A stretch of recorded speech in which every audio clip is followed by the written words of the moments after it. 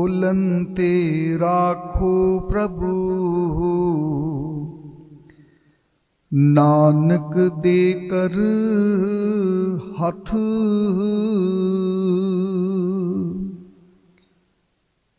साहिब श्री अकाल पुरख वाहिगुरु जी दी गोद दे अंदर जुड़ बैठे गुरु सवारे सतसंगी जनों, आओ रल के सरवंस दानी नीले दे सवार वाजां वाले माही, हक हक अंदेश गुरु गोबिंद सिंह बादशाह दरवेश, गुरु गोबिंद सिंह सच्चे पातशाह जी दी बख्शिश पावन फतेह बड़े अदब सत्कार दे नाल आप सभी ने फतेह का जवाब फतेह में देना सभी बुलाए जी। वाहिगुरु जी का खालसा वाहिगुरु जी की फतेह।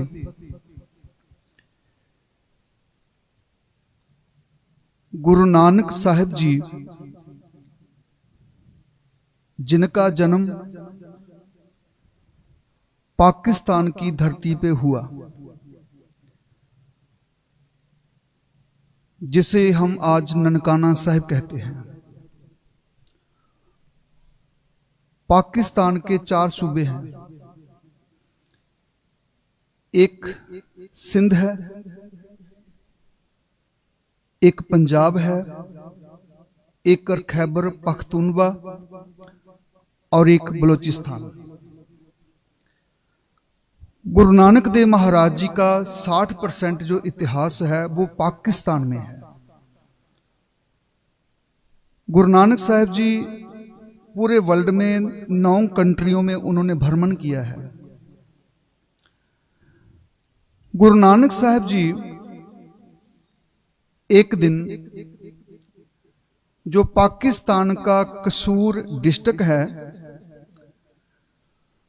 उससे 18 किलोमीटर दूर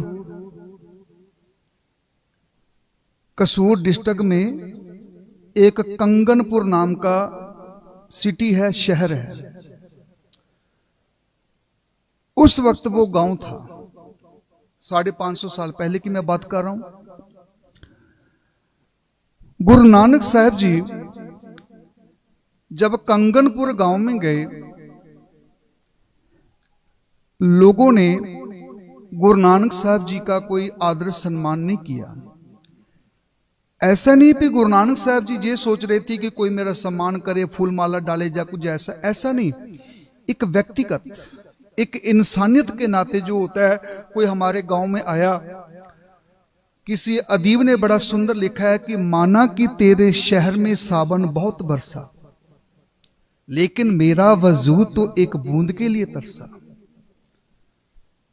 गुरु नानक साहब जी जब उस गांव में पहुंचे, उसका नाम कंगनपुर था,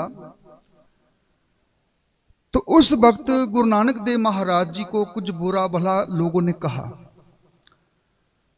ये अक्सर होता है। गुरु नानक साहब जी ने जब बुरा भला लोगों ने कहा तो गुरु नानक साहब जी उस गांव से आगे चल पड़े और जाते जाते कहा, वस दे रहो। गुरु नानक साहब जी वहां से 3 किलोमीटर की दूरी पे गए। बहुत छोटा सा एक गांव था, उसका नाम था मानक देके। जब मानक देके गांव में पहुंचे, वहां के लोगों ने बहुत आदर भाव दिखाया, बहुत सम्मान किया, खाना वाना जो भी होता है एक यात्री के लिए। गुरु नानक साहब जी की उन्होंने सेवा की, तो वहां भी रुके नहीं, क्योंकि जो पानी रुक जाता है वो मैला हो जाता है, उसमें बदबू आती है। नदी रुकती नहीं है, हम नदी का पानी पी लेते हैं, लेकिन हम कहें कि नैनीताल की जो झील है उसका पानी पिए, बहुत मुश्किल है। और जिंदगी चलने का ही नाम है। और हमें यही पहला सबक सिखाया जाता है जब हम जपजी साहब की बानी पढ़ते हैं, उसमें 8 सवाल खड़े किए हैं गुरु नानक साहब जी ने। पहले दो सवाल यही है कि किव सचियारा हुई है, किव कूड़ा टुटा पाल, हुक्म रजाई चलना। जिंदगी चलने का नाम है।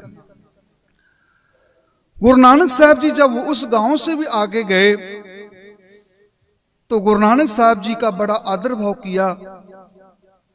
तो सतगुरु जी कहने लगे उजड़ जाओ।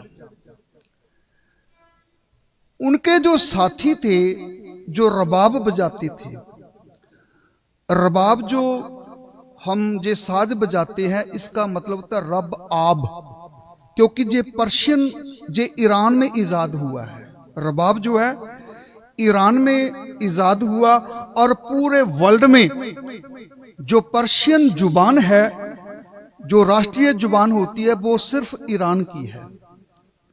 ध्यान देना, रबाब रब का आब, आब मीनिंग पानी, पर्शियन में आब पानी को कहते हैं।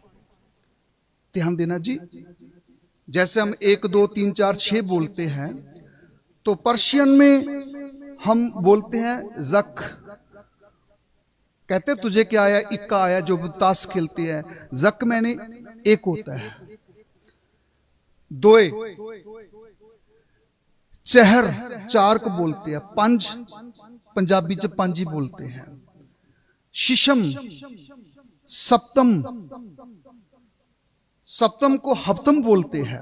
हम कहते हैं कि हफ्ते में एक बार आना, तो हफ्त जो लफ्ज है जे पर्शियन का अल्फाज है। हफ्ता सातवां, 7वें दिन हफ्ता। और मैं हैरान हो गया। उसके बाद जब हम 13 पे पहुंचते हैं ना, 13 जिसे हम 13 बोलते हैं, पर्शियन में उसे सजदा बोलते हैं। और आप कई बार सुना होगा कि हम भी सजदा कर रहे हैं। तो जब भी आप सिजदा करते हैं, झुक के मत्था टेकते हैं, को आपके शरीर के 13 अंग धरती पे लगते हैं। 2 घुटने, एक माथा और 10 उंगलियां। इसलिए ही उसको सिजदा बोलते हैं। और पर्शियन में 13 को सिजदा कहा जाता है। बड़े ध्यान सुनना जी। गुरु नानक देव सच्चे पातशाह जी, जैसे हम खरगोश ही बोलते हैं, मैं कई, क्योंकि ये सारे गुरबानी में आए हैं। अरबी भी आई है, पर्शियन भी आई है, दुआबी भाषा भी आई है, सिंधी भाषा भी आई है, बहुत सी भाषाएं हैं गुरु ग्रंथ साहब के अंदर। और उसमें हम कैसे खरगोश, गोश कानू को कहते हैं। खड़े गोश, जिसके कान हमेशा खड़े रहे, उसे खरगोश बोलते हैं। ये भी पर्शियन का अल्फाज है। गुरु नानक साहब जी जब उस नगर से चलने लगे तो उन्होंने कहा कि उजड़ जाओ। तो भाई मर्दाना जी जो थे, जो रबाब बजाते थे, रबाब जो है वो पर्शियन का साज है और जो हारमोनियम है जो जर्मन का साज है। इसकी तामीर जो सबसे पहले हुई है वो जर्मन में हुई है। बड़े ध्यान से सुनना जी। और इंडिया में बांसुरी श्री कृष्ण जी ने इजाद की है। और इसी तरह से जो है अलग अलग देशों में जो साज तैयार हुए हैं। रबाबी भाई मर्दाना जी 54 साल गुरु नानक साहब जी के साथ में रहे। तो वो अक्सर सवाल करते थे, क्योंकि जो चेला होता है ना, जो स्टूडेंट होता है, वो अक्सर टीचर से सवाल ही करता है। आज भी उन्होंने सवाल कर दिया कि महाराज हमें बात समझ नहीं आई, जिन्होंने हमारी आवभक्त की, हमारी सेवा की, उनको आपने बोल दिया कि उजड़ जाओ, और जिन्होंने हमें धक्के मारे, जब बुरा भला कहा, आपने कहा वस दे रहो। इसका मतलब क्या है? गुरु नानक साहब जी कहने लगे, अक्सर कहीं गंदगी और विष्ठा होती है ना, तो लोग कहते हैं उसको ढक दो साइड पे, कोई देखे ना। अक्सर जो बुरी चीज होती है, जो देखने में अच्छी ना हो, जो सूंघने में अच्छी ना हो, लोग उसे साइड पे रखते हैं। डस्टबिन कभी विचकार नहीं रखा जाता, उसे साइड पे रखा जाता है और दूर रखा जाता है, कोई देख ना ले। बड़े ध्यान से सुनना। गुरु नानक साहब जी कहने लगे, जो अच्छे हैं, जो अच्छे लोग होते हैं, उनकी पूरी दुनिया को उनकी जरूरत है। मैंने इसलिए कहा कि उजड़ जाओ। जे गांव उजड़ेगा, कहीं भी जाएगा। आपने देखा होगा गुरु ग्रंथ साहब में एक वचन आता है, खखड़ियां सुहावियां लगड़ियां अक कंठ, बिरह बिशोरा धनी सो नानक सहसे गंठ। जो खखड़ी होती है ना, छोटा सा अक, जिसे हम बोलते हैं जहर होता है, अक, आक के ऊपर एक खखड़ी होती है, जब वो पक जाती है, फूट जाती है, उसके अंदर छोटे छोटे रेसे उड़ते हैं हवा में। आपने देखा होगा, अक्सर हम गांव में जो देखते हैं। मैं उसके बारे में पढ़ रहा था कि ये उड़ते क्यों हैं। हकीकत में जो वो खखड़ी के अंदर से रेशे उड़ते हैं ना, रुई की तरह, वो उसका बीज होता है। और वो खखड़ी जो है, वो उसका जो जन्म होता है, उसका जो बीज होता है, अक्सर कंडियाली झाड़ियों में होता है। और ऐसा होता है कि उसके जो बीज हैं, जब वो पैदा होता है, कि उसके सारे के सारे जो बीज होते हैं वो कांटेदार झाड़ियों के नीचे ही छुपे रह जाते हैं। लेकिन उसने अपना सर्कल आगे चलाना है, तो कुदरत ने उनका साथ क्या दिया कि उसके हर बीज के साथ एक रेशा बांध दिया, रुई का रेशा। वो उड़ता है, दूर जाता है, उड़ते रहते हैं, बड़ी दूर तक जाते हैं। जहां उसे जाके फंस जाते हैं, कोई जमीन मिल जाती है, वहां पे वो खखड़ी उग जाती है। बड़े ध्यान सुनना। गुरु नानक साहब जी कहने लगे कि सत्य का वो बीज जो है, वो एक जगह नहीं रहना चाहिए, उसको अलग अलग स्थान पे जाना चाहिए, हर जगह पे जाना चाहिए। भाई मर्दाना जी, मैंने इसलिए जे कहा कि जे भले लोग जहां भी जाएंगे वहीं जाके जो है सबका भला करेंगे, और जो बुरे लोग हैं वो एक ही जगह रहे तो अच्छी बात है। हकीकत में जो इंसान है, उसकी फितरत ये है कि इंसान, अगर हम पढ़ के देखें या विचार के देखें, कि इंसान जो है बुरा भला किसी को क्यों कहता है, ये पक्की बात है। मनुष्य का स्वभाव ही परमेश्वर ने कुछ ऐसा बनाया है। गुरु नानक देव महाराज सच्चे पातशाह की बाणी पढ़ते हैं, गुरु ग्रंथ साहब जी के अंदर बिल्कुल सेंटर में एक सुही राग आता है। उसके अंदर 4 बाणी है, कुचज्जी, सुचज्जी, गुणवंती। कुचज्जी उससे बोलते हैं जिससे कोई चज नहीं होता, जिससे कोई समझ नहीं है। सुचज्जी उसे बोलते हैं जिसे बहुत ही अच्छा, जो कुछ माँ बाप ने सिखाया उसे सुचज्जी बोलते हैं। कुचज्जी जो कलशनी हम कह देते हैं। गुरु नानक देव महाराज सच्चे पातशाह और पंचम पातशाह जी की वो जो बाणी है, उसमें एक वचन है, मिट्टी मंदर संदड़े पत्थर कीते रास जियो, हौ एनी ढोली पुलियस तिस कंथ न बैठी पास जियो। हे मालिक, सोना रूपा रंगला मोती ते मानक जियो, से वस्तु शह दितियां मैं तिन स्यो लाया चित जियो। हे मेरे मालिक, जैसे एक पति विदेश में चला जाए, फॉरेन में चला जाए, तो सबसे बड़ी उसकी चिंता ये होती है कि मेरा परिवार, मेरी वाइफ, जो बच्चे हैं जी कैसे रहेंगे। जे भी मैं मकान बना देता हूं आपके लिए, जे कूलर ले देता हूं, एसी लगा देता हूं, फोन लगा देता हूं, आप बिल्कुल सही रहिए। अगर उसको उसकी प्राप्ति होने के बाद उसका पति जो है विदेश चला जाए, फॉरेन में चला जाए, और उसके बाद वो कभी उसको याद ही ना करे और फोन पे ही सारा दिन लगे रहे, या सारा दिन उसी घर में ही रह जाए और पति को भूल जाए, तो थोड़ी नाराजगी आती है। गुरु नानक साहब जी, गुरु पंचम पातशाह जी यही बात समझाते हैं कि इंसान, जो कुछ भी तुमको भगवान ने दिया वो इसलिए दिया कि तेरा निर्वाह हो सके, और तेरा संसार में जो तू रहता है सभी का निर्वाह कर सके। पर ऐसा हमारी जिंदगी में होता नहीं है। हम क्या कहते हैं कि जो चीज हमें मिली है हम उसी का ही अहंकार कर बैठते हैं। ध्यान देना, उसी का ही अहंकार कर बैठते हैं। और वो अहंकार ही, एक बड़ी छोटी सी घटना आती है।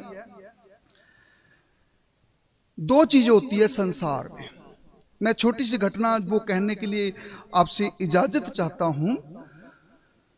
जब महाभारत की जंग हुई थी, युद्ध हुआ, वो 18 दिन चला था। उस 18 दिन के युद्ध में बहुत से योद्धा वो मारे गए, खत्म हो गए। जब वो युद्ध शुरू होना था, जब वर्ल्ड वार सेकंड हुई थी, तो एक तरफ जर्मन था, एक तरफ इंग्लैंड था।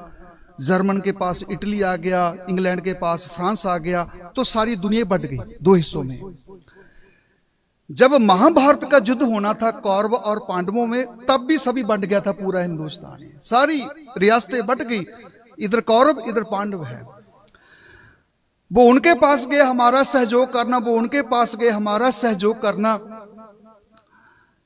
अब लास्ट में रह गए श्री कृष्ण महाराज। अब वो तो रिश्तेदार भी थे, बुआ के बेटे या मामा के बेटे जो भी है।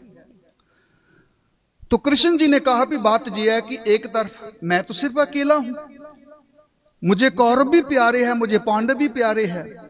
कल आप दोनों ने आ जाना, दुर्योधन तुम भी आ जाना और अर्जुन तू भी आ जाना। कल देखेंगे, बैठ के बात करेंगे। वो दोनों ही हस्तिनापुर और इंद्रप्रस्थ दोनों से चले और कृष्ण जी के पास आके बैठ गए।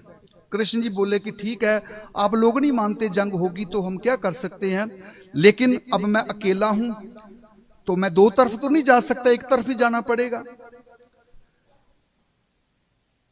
एक तरफ मैं अकेला हूं, एक तरफ मेरी फौज है। उस वक्त 4 प्रकार की फौज हुआ करती थी, आज 3 प्रकार की होती है, एयरफोर्स, नेवी और आर्मी। उस वक्त 4 प्रकार की फौज हुआ करती, एक पैदल, एक घुड़सवार, एक हाथी सवार और एक रथ भी चलते थे लोग। कहने लगे मेरी जो रथ वाली सेना है वो सारी एक तरफ और एक तरफ मैं अकेला। दुर्योधन तू पहले मांग, तू क्या मांगता है? कहने लगे इनका मुझे भरोसा नहीं है। कृष्ण जी का वो भरोसा नहीं करता था कृष्ण जी पे। फौज ले लेते हैं। कहने लगे कि मुझे आपकी रथ वाली वो सारी फौज चाहिए। कहने मिल गई। अब अर्जुन तू क्या लेगा भाई? कहते जी मुझे रथ वाली फौज नहीं चाहिए, मुझे रथवाही चाहिए, रथवाही चाहिए। और मेरी शर्त ये है कि सारी जंग में मैं लड़ूंगा, लेकिन रास्ता मुझे तुम दिखाओगे, आप दिखाओगे। और गुरु नानक देव महाराज सच्चे पातशाह जी की वाणी जब हम आशा की बार पढ़ते हैं, जो सुबह आप श्री हरमंदिर साहब से, जिसे हम गोल्डन टेम्पल भी कह देते हैं, श्री हरमंदिर साहब भी कह देते हैं, दरबार साहब भी कह देते हैं, श्री अमृतसर भी कह देते हैं, जब सुबह आप आशा की वार श्रवण करते हैं तो उसमें एक वचन आता है, नानक मेर शरीर का एक रथ एक रथवाओ। कहने लगे जो मेरा शरीर है, शरीर का मतलब मेरी काया, मेरा जो जीवन है, इसके एक तरफ रथ है और एक तरफ रथवाही है। नानक मेरे शरीर का एक रथ एक रथवाओ, जुग जुग फेर बटाई है ज्ञानी पूजे ताहे। कहते ने समा बदलता है। अक्सर लोग कहते हैं कि 4 युग है, पर मैं बेनती करता हूं कि मैं पुरातन महात्मा लोगों की बात को गलत नहीं कहता, लेकिन दुनिया में युग सिर्फ 2 ही है, 4 नहीं है, 2 युग है। एक कल युग है, एक सत्य युग है। अगर आप सत्य से जुड़े हैं तो सतयुग में बैठे हैं, अगर आप कला से जुड़े हैं तो कल युग में बैठे हैं। तीसरे युग को हमने करना ही क्या है? अगर जिंदगी में कला क्लेश है तो कल युग है। अभी भी आज कोई अनर्थ कर दे, कहते कलयुगी बाप ने अपने ही बेटे को खत्म कर दिया, कलयुगी मां ने ऐसा कर दिया, कलयुगी मां ने अपने बेटे को धक्का दे दिया। तो वो कलयुगी लफ्ज तब बरतया जाता है कि जब कुछ ऐसा हो जाए जिसमें कला क्लेश बुरा हो, उसे कलयुग कहा जाता है। और जहां सत्य है, जिसके अंदर सत्य है, सारी दुनिया कलयुग में जी रही है, पर जिसके अंदर सत्य है वो सतयुग में जी रहा है। सिर्फ ये बात समझने की है। श्री गुरु नानक देव महाराज सच्चे पातशाह जी ने जो वचन कहे वो यही थे कि इंसान का जो जीवन है, जे रथ वाली फौज भी ढूंढ सकता है और रथवाही को भी ढूंढ सकता है। और आप सभी जानते हैं कि अगर कृष्ण जी उस वक्त अर्जुन का साथ ना देते तो कभी पांडव बच नहीं सकते थे। चाहे वो अश्वत्थामा हाथी की बात हो, झूठ बोलना या शंख बजा देना, चाहे वो अग्नि समाधि की बात हो कि मेरा बेटा मार दिया, मैं अग्नि समाधि ले लूंगा, तो बादल कर दिए गए थे। आप सभी जानते हैं, आप पढ़े हैं सब कुछ। गुरु नानक देव महाराज सच्चे पातशाह जी कहते हैं कि एक होता है इंसान बाहरमुखी, एक होता है अंतर्मुखी। जिसको अंतर्मुखी, आप कभी बैंकॉक जाने का आपको मौका मिले, थाईलैंड में बैंकॉक के अंदर ही एक गोल्डन बुद्धा नाम का टेंपल है। मुझे जाने का मौका मिला, मैंने वो देखा तो उसकी हिस्ट्री बड़ी कमाल निकली। कहते हैं कि उस गोल्डन बुद्धा का जो इतिहास है वो ये है कि हजारों साल पहले वहां के लोगों ने बुद्धा को तैयार किया, जैसे बामियान में हुआ था, काबुल अफगानिस्तान में सभी स्टैचू खत्म कर दिए गए, उड़ा दिए गए अलकायदा की ओर से, वो तालिबानों की ओर से। उस वक्त थाईलैंड पे जो अटैक कर रहे थे वो बर्मा के लोग, म्यांमार के लोग कर रहे थे। वो कमजोर थे, जे इनका पासा भारी था। वहां के जो बुद्ध भिक्षु थे, वो जो राजा थे, उन्होंने कहा भी क्या करे, हम मिट जाए बात अलग है, लेकिन हमारे जो गोल्डन बुद्धा है वो इनके हाथ नहीं लगने चाहिए। उन्होंने जल्दबाजी में, एक तरफ जंग चल रही थी, दूसरी तरफ उन्होंने ऐसा घोल तैयार किया, लेप तैयार किया सारे गोल्डन बुद्धा को, बिल्कुल उन्होंने जो है गारा लगा के, जब कुछ केमिकल ऐसा लगा दिया, उसको जेड़ा है तांबे की तरह, मिट्टी की तरह बना दिया। और आप हैरान हो जाओगे कि उस युद्ध में जिन्होंने, जो कारीगरों ने काम किया था, या कुछ भी हुआ, वो सब खत्म हो गए, सब खत्म हो गए। कई साल, सैकड़े साल व्यतीत हो गए। लोग उस जगह पे जाते थे, बुद्धा जो को नमस्कार करते थे, सभी कहते थे जे पीतल का बना है, कोई कहता था कि ऐसे ही बना है, ऐसा कलर है, जो भी था उस पे कुछ पेंट चढ़ा दिया था उन्होंने। एक बार उन्होंने जो बड़ा मंदिर बनाने की कोशिश की, गुंफा बनाने लगे वो बड़े वाला, तो जब उसको हिलाने लगे तो उसके खरोच आ गई। जब खरोच आई तो उन्होंने देखा इसके नीचे क्या है, वो तो चमक रहा था, सोने की चमक होती है। जब उन्होंने उसे सारा खरोच के देखा, उसके अंदर को देखा, तो वो हैरान हो गए कि इतना बड़ा बुद्धा का स्टैचू बना हुआ, उनका जो बनी हुई है मूर्ति, और सारी सोने की।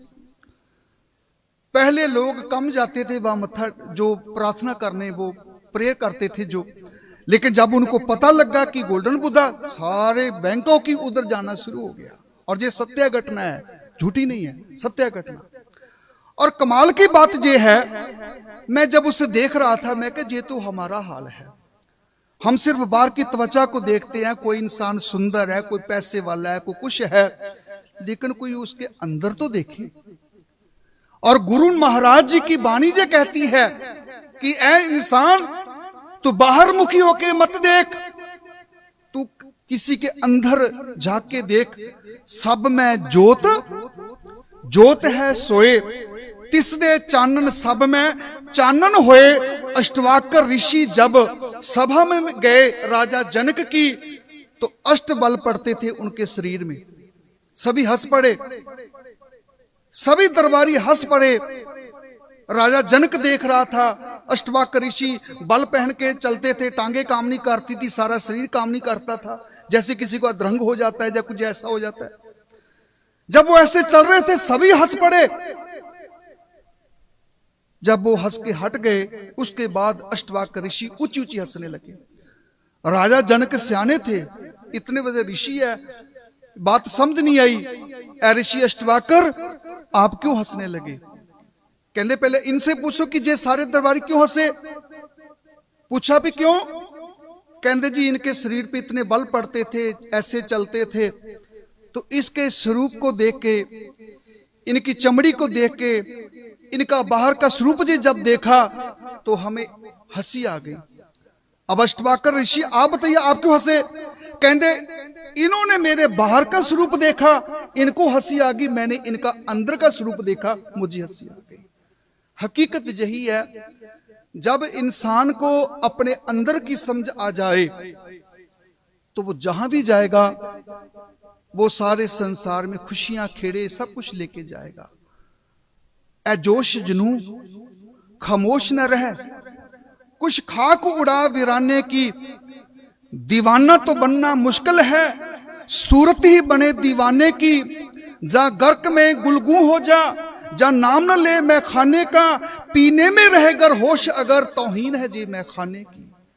अगर तेरी जिंदगी में तुझे भगवान ने जो जीवन दिया, तो उस जीवन में कुछ ऐसा कर जिसकी वजह से लोग तुझे याद कर सके, हाँ उन्होंने जे काम किया है, उन्होंने जे काम किया है।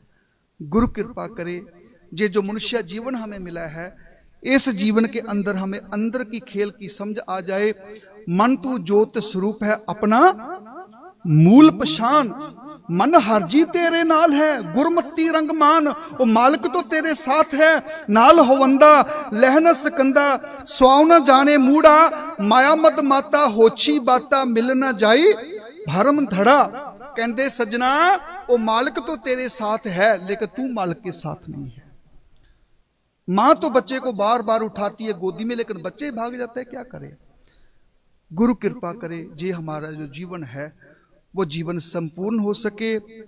जीवन क्या है, मैं छोटी सी बात कह के समाप्ति करता हूं, मेरा भी 1 मिनट बाकी है। मैं किसी घर में गया तो उस घर के अंदर चील जो ऊंचे ऊंचे पेड़ होते हैं, बहुत ऊंचे, ब्रोजा निकलता है और कुछ निकलता है, उसके अंदर से तेल निकलता है। चील के पेड़ फ्लावर पॉट में लगे हुए, गमले में लगे हुए। तो मैंने उनसे बोला कि सर ये तो छोटा सा पौधा आप कहां से लाए। कहने लगे भाई साहब जी आप गलत कह रहे हैं, इस पौधे की उम्र 10 साल है। तो मैं कहा जी छोटा है। कहते तब तक ही छोटा है जब तक इसकी जड़ इसके मूल के साथ जमीन के साथ जुड़ ना जाए। ये तब तक छोटा रहेगा जब तक इसकी दीवारों को तोड़कर जमीन के अंदर इसकी जड़ चली जाएगी, और जितनी गहरी इसकी जड़ जाएगी उतना इसका वजूद आसमान तक जाएगा। मैं हैरान हो गया कि उस गमले में पड़ा हुआ, फ्लावर पॉट में पड़ा हुआ वो जो फूल है, जो वो चील का पौधा है, वो जीवन नहीं है। श्वास चल रहे हैं लेकिन वो जीवन नहीं है। देखने को वो जीवित है लेकिन उसका वो कद नहीं है। वो इसलिए उसका कद नहीं है क्योंकि वो अपने मूल के साथ, जमीन के साथ जुड़ा नहीं है। गुरु कृपा करे उस मूल के साथ हम जुड़ सके और अपने जीवन को जो है वो पूर्ण कर सके। आप सभी का बहुत बहुत धन्यवाद जी। दिल्ली पब्लिक स्कूल रुद्रपुर, जहां जे सारा समागम हो रहा है, चेयरमैन साहब, प्रिंसिपल सर, टीचर साहबान और पूरा स्टाफ, जितना भी सेवादार है, जितने भी सेवा कर रहे हैं इस स्कूल के अंदर, मैं सभी का बहुत आभारी हूं।